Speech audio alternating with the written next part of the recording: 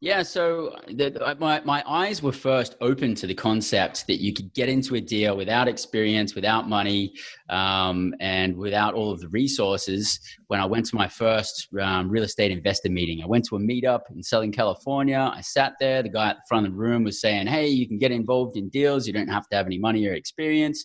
All you have to do is team up with somebody who has the money. You can go out there, do the hard work, and get it done." And then I kind of sat there after the meeting and I thought, well, that sounds really cool, but I think the guy's just trying to sell us something. And then I started talking to the people that were in front of us, and they were this older couple, like probably mid to late 50s, Tommy Bahama shirt on, looked like they just jumped off a cruise ship. And they're like, yeah, we've done 3 of these deals. I'm like, you guys kidding me? And then I ended up speaking to some other people in the room, and they're like, yeah, we've done these deals. We've done it. And I'm like, people are doing deals and they don't have any money in it. So that opened up my mind to the possibility. Then when I got the park under contract and it came time to put the deal together,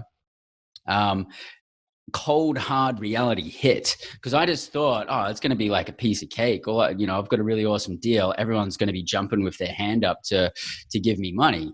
And so that was my first basically cold shower of what it's like to bring money into a deal. I hadn't really done much preparation. I hadn't really put my feelers out there and already built a network of people who were looking to invest. And so I ended up doing that deal with friends there, and they ended up becoming essentially JV partners on that one. But then moving forward from that, I learned how to actually syndicate a deal, and I learned how to establish credibility and go out there and actually build a group of investors. So then from then onwards, I actually had the right path to properly syndicate a deal and bring in passive investors. But yeah, it was just like, at the time, actually, when I got the deal under contract, I had a mentor, and it embarrasses me to say this, but I had paid about $30,000 for like mentoring and coaching. And I called this guy up and because I needed to get this mobile home park deal across the finish line, and he didn't answer. And I finally got through to him. And then I told him my circumstances, and he said, "Oh, you're dreaming, kiddo. It's never going to happen. You're never going to get that deal done." And I was like, "You kidding me? I just freaking paid $30,000 for that advice." So I hung up on him and never did it again. And that actually really, really motivated me to go out there and prove him wrong that, oh yeah, I can actually go out and get this deal done. Watch me. And so that really gave me a lot of motivation. So that's interesting, because people ask me all the time, I got this offer from a mentor, and I say, mentor's only as good as what you make of it. And this story is the example I give people all the time. Sometimes writing a 30, 40, 50, 20, $5,000 check is the kick in the ass you need. Whether they give you the information or not, it could be the motivating factor that says, I just spent 30 grand. I got to prove this guy wrong. Or, that's my level of accountability. I just spent money. Now I'm going to make 10 calls to brokers. Now I'm going to make 10 calls to investors, or whatever it is. So sometimes people think that, the easy way out is a mentor because they're just going to give you everything you need. But I argue and say, guys, the mentor for me, and the way I look at it and the way I advise people, is it might be the worst experience of your life. But if you buy a park or an apartment building or a single family flip because of it, did it work or didn't it work? That's a question you have to ask yourself. So I'm not, I'm similar in the regards of, I like to prove people wrong. So when someone says you can't do something, I take that as a challenge.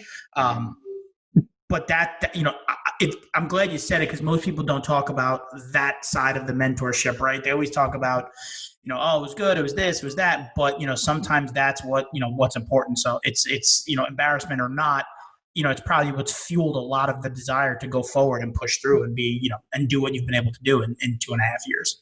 Absolutely. And would I go back and spend another $30,000 with that mentor again? Not a chance. But I certainly got a lot out of it, and I don't regret it. And, look where I am today. So fantastic.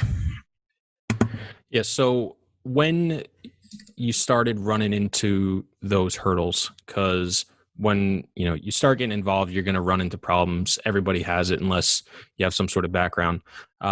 Where did you turn then? So the mentor you paid for, which you thought was going to be the place you could turn to, how did you pivot? How did you overcome it? Where did you go? Yeah, so I'd already been in the sphere of other mobile home park investors because that was the niche that I'd chosen, and I'd been looking for mobile home parks for probably about 3 to 6 months at that point.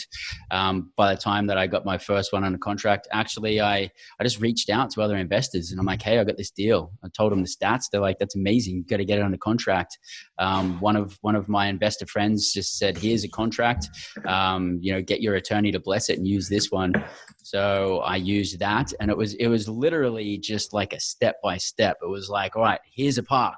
I've got to get it under contract. So I got the contract, got it blessed, got it under contract. All right, what's the next step? I've got to do due diligence, and then I've got to start, raising some capital as well and bringing people in on the deal.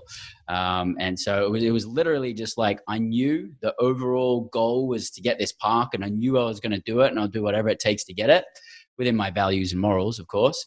And it was just literally like, all right, what's the next step? Like, what's the next step? What's the next step? And I pretty much just did that all the way through the deal until it was done. Yeah, I think that's so important. Too often, people, not everyone, but a lot of people that are in this industry don't make as many connections with people doing the same thing as them. Oftentimes, like, why would you talk to them? They're your competition, especially if it's in the same area doing the same thing.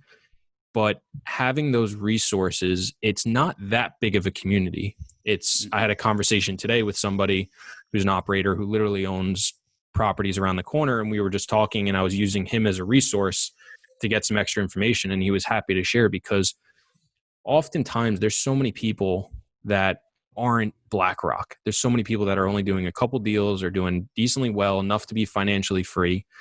And this world is abundant. There's so much for so many people.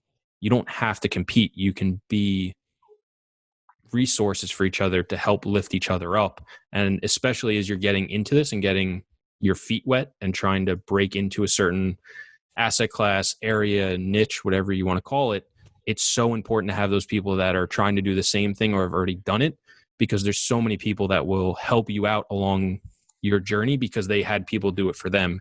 And it's a way to kind of reciprocate what they've been given. So I'm sure having those people in your corner that were going through it or had already done it was tremendous in your ability to go through the first deal and then even scale up to, however many deals you've done today. Yeah, absolutely. And, when you said that some people will get the desire to want to give back, that's exactly me. Like, I didn't have that many people that reached out to help me, or that when I reached out looking for help, that actually stood up to the table. And so I really, really appreciated that. So that once I became financially free, one of the things that I did to shift was I became an educator myself so that I can help people become financially free. And so I can help people learn these skills in mobile home park investing and raising capital and things like this, because I truly believe that we live in a world of abundance.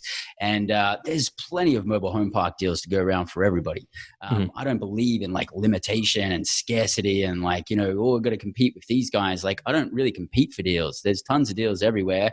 And, I don't need all of them. I just need a handful. So, and the mobile home park space, I will admit, is a pretty cool space of the other operators. They're pretty friendly. People are willing to share different contracts and different documents and different tactics. Because, I've got parks sort of nationwide, and each state has different rules and each state has different laws. And so we like share information, and it helps us. And it's it's a good little community. So I totally believe in connecting with people in your own niche for sure.